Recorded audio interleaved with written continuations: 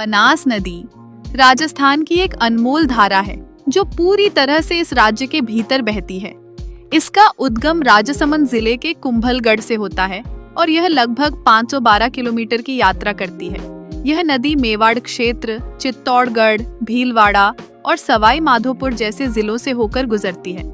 सवाई माधोपुर में यह चंबल नदी में मिल जाती है। बनास के किनारे कई प्रमुख स्थान हैं, जैसे नाथद्वारा और चित्तौड़। यहाँ पर बीसलपुर, नंदसमंद और इसरदा जैसे जलाशय भी हैं, जो इस नदी की महत्ता को और बढ़ाते हैं।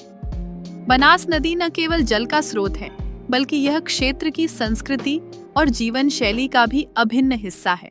बनास नदी, जिसे वन की आशा कहा जाता है, का नाम बन और आस से आया है।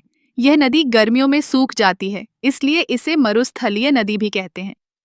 इसके किनारे ऐतिहासिक हल्दी घाटी का युद्ध लड़ा गया था, जो हमारे इतिहास का एक महत्वपूर्ण हिस्सा है।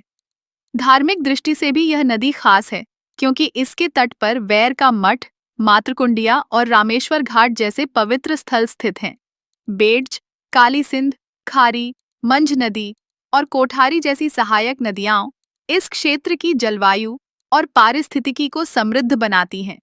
ये नदियां न केवल जीवनदायिनी हैं, बल्कि हमारी संस्कृति और इतिहास का भी अभिन्न हिस्सा हैं।